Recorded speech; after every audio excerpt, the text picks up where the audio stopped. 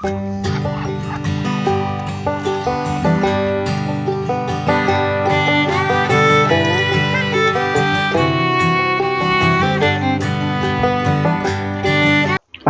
warahmatullahi wabarakatuh. Kembali lagi ke channel saya, Entok Medan Channel.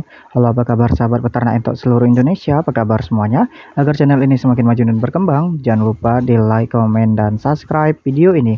Oke teman-teman sekalian, kali ini channel Entok Medan akan membawakan judul tentang beberapa hal yang harus kita siapkan sebelum berbudidaya entok. Nah, jadi kali ini saya akan membahas beberapa hal-hal yang penting untuk disiapkan dalam beternak entok sebelum teman-teman sekalian membeli entok dan juga tidak memiliki persiapan yang matang. Jadi agar tidak rugi, simak video ini tanpa di skip-skip agar teman-teman sekalian bisa paham apa yang akan saya sampaikan di video ini.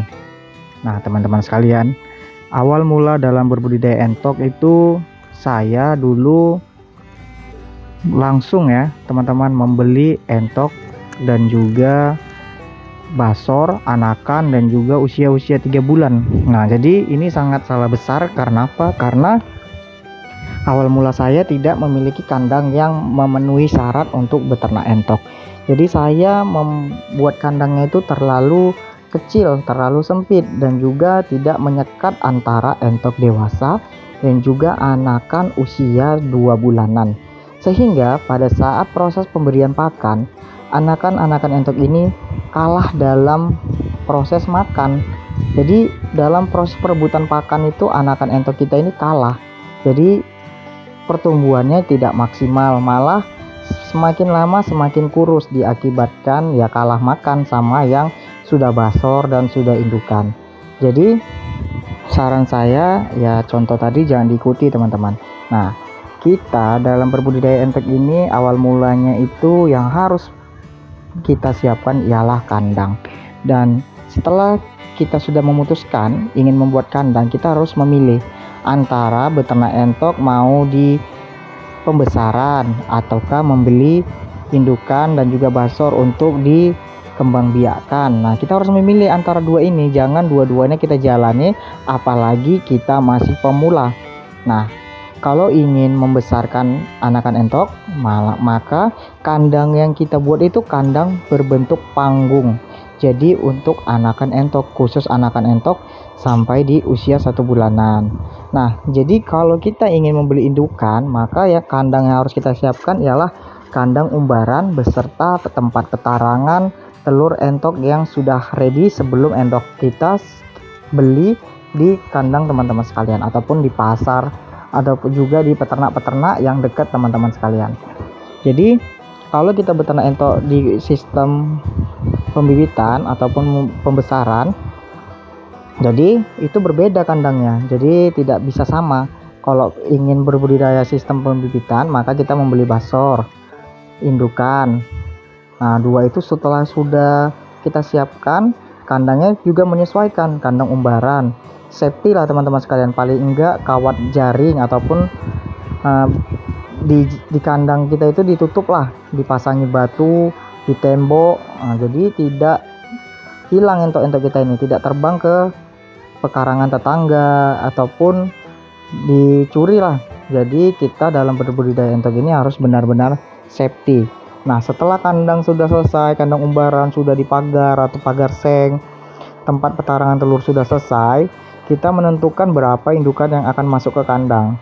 Jika indukan entok yang masuk 10 berbanding 1 ekor pejantan, maka tempat petarangan telur harus sesuai dengan entok yang akan kita masukkan ke area kandang kita. Jadi 10 indukan dan 10 petarangan telur. Tujuannya agar indukan ini tidak bertelur pada satu tempat. Jadi banyak sekali kejadian entok ini bertelur pada satu petarangan telur itu bisa 2 induk ataupun 3 indukan. Ini diakibatkan karena biasanya kurangnya tempat petarangan telur ataupun tempat petarangan telurnya kurang nyaman. Nah jadi tempat petarangan telur ini juga harus benar-benar kita safety-kan, terhindar dari yang namanya kutu ataupun gurem.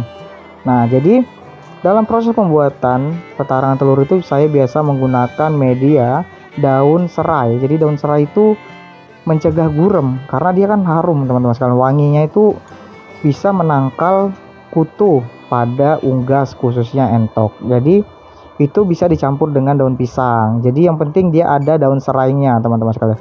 Nah, daun serai tadi setelah kita potong kita jemur dulu sampai dia kering. Lalu kita bisa campurkan dengan pasir boleh, dengan media pasir boleh teman-teman sekalian. Tapi dengan catatan pasirnya juga harus kering, harus benar-benar kering sudah terjemur. Jadi suhu untuk nanti pengeraman telur entoknya dia sudah maksimal terjaga. Nah, setelah petarangan telur sudah selesai, sesuai dengan indukan entok yang kita masukkan, kita siapkan tempat minuman. Nah, tempat minumannya bisa dengan seperti yang ada di video ini, itu menggunakan talang air. Talang air tuh bisa kita beli di Panglong lah, tempat toko-toko bangunan. Bilang aja talang air. Jadi ini simple teman-teman. Simpelnya dia kan panjang, tipis, jadi gampang sekali untuk kita bersihkan. Tapi kalau teman-teman tidak ada talang air, boleh menggunakan media apa saja. Bisa menggunakan ember boleh, atau membuat kolam.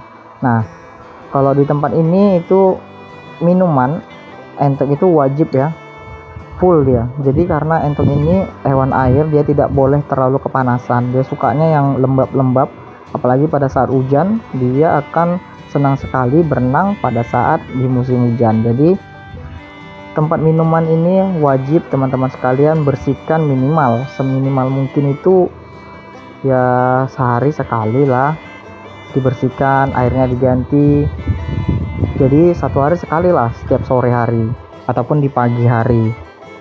Nah, setelahnya kita menyiapkan tempat pakan. Ini tempat pakan saya nih bisa menggunakan talam ya. Talam kok di Medan ini namanya talam, udah tahu semua tuh talam, ataupun ember juga bisa, ataupun ini seperti ini tong yang dibelah 2. Jadi kita harus memiliki, kalau kapasitas 10 itu harus 2 lah teman-teman. Jadi untuk kita ini tidak berebutan di satu tempat pakan saja. Nah, jadi setelah tempat pakan sudah kita redikan, tempat minum sudah, petarangan telurnya sudah, maka kita harus menyediakan obat-obatan untuk peternak entok. Nah, saran saya itu menyediakan tetraklor teman-teman sekalian. Itu yang paling dasar sekali. Tetraklor itu bisa mengobati kolera teman-teman sekalian. Itu kolera, berak hijau, ataupun pilek.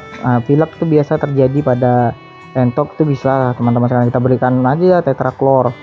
Nah, kalau untuk vitaminnya berikan aja Neobro ataupun Vitachix juga boleh, itu dicampurkan dengan air minumnya. Tapi teman-teman sekalian juga bisa menggunakan bahan-bahan herbal seperti jejamuan. Seperti saya biasa menggunakan jahe, kunyit, lalu dicampur dengan temulawak, itu diparut teman-teman sekalian. Lalu setelah diparut kita rebus sampai mendidih aja, nggak usah terlalu lama mendidihnya. Kita boleh campurkan ke pakan teman-teman sekalian, boleh campurkan ke pakan. Biasanya kalau dicampurkan ke tempat minum itu minumnya tidak maksimal dia. Nah, ini sesuai dengan pengamatan saya, dia minumnya itu nggak habis kalau dicampur dengan tempat minumnya, karena mungkin ya agak pahit ya mungkin ya air minumnya tadi. Jadi saya campurkan ke pakan. Nah, setelah kita sudah menyiapkan jejamuan untuk daya tahan tubuhnya di saat musim hujan, apalagi di saat musim hujan itu paling enggak seminggu 2 kali kita berikan jamu. Tapi kalau enggak pada musim hujan, sebulan sekali aja nggak apa-apa teman-teman sekalian. Nah, setelah kita sudah menguasai persiapan-persiapan kandang tadi, mulai dari obat-obatan, terus tuh tadi tempat pakan, tempat minum, tempat petarangan, lalu kita memasuki dengan yang namanya pakan. Nah, pakan ini kita bisa menggunakan awal mulanya pakan pabrikan aja lah, biar simple. Jadi kasihan juga ya teman-teman sekalian yang masih awal mula dalam beternak entok itu langsung menggunakan yang namanya pakan alternatif, karena kan dia masih awal mula belajar beternak entok. Nanti kalau entoknya tidak mau makan dengan pakan alternatif, entoknya juga bisa semakin hari semakin kurus, sakit, malah nanti jadinya mati. Jadi kalau awal mulai beternak entok itu beli aja dulu pakan pabrikan seperti jagung giling, jagung bulat itu boleh, dedak padi, dan lain-lain. Ini bisa juga kita campur dengan pelet. Jadi kita pelihara dulu entoknya, kita senangi dulu entoknya sehingga dia cepat besarnya, cepat bertelurnya, cepat berkembangnya.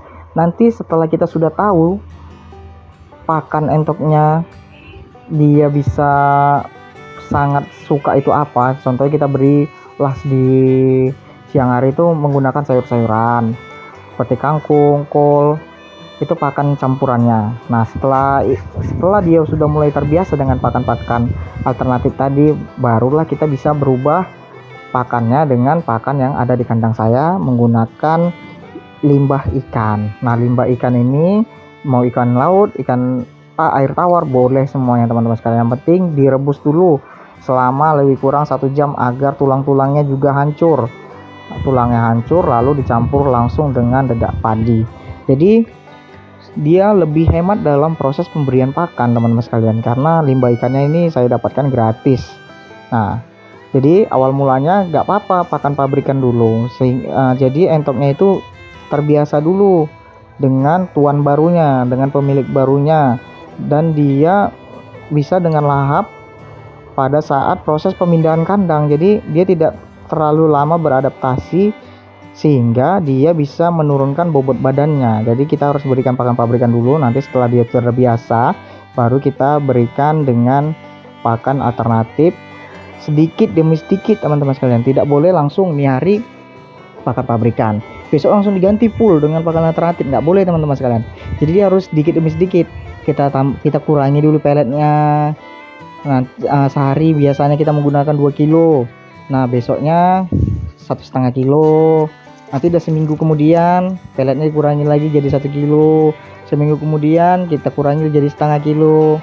Nah, nanti terus-terusnya sampai penggunaan pelet tadi itu 0, sampai kita tidak menggunakan pelet pakan pabrikan, sehingga biaya pakan dalam beternak entok ini jadi kecil ataupun sedikit. Nah, kita bisa memberikan limbah-limbah rumah tangga tapi seperti nasi dan sayuran, tapi wajib dicuci dulu, diairi dulu, sehingga pakan yang kita berikan, pakan limbah yang kita berikan itu dia benar-benar sudah steril dan bersih. Jadi entok kita tidak sakit pencernaannya. Oke, saya rasa paham dari penjelasan saya kali ini tentang awal mula beternak entok khususnya pemula agar tidak rugi dalam beternak entok pada saat memulainya. Oke, sekian dulu dari channel Entok Medan. Assalamualaikum warahmatullahi wabarakatuh.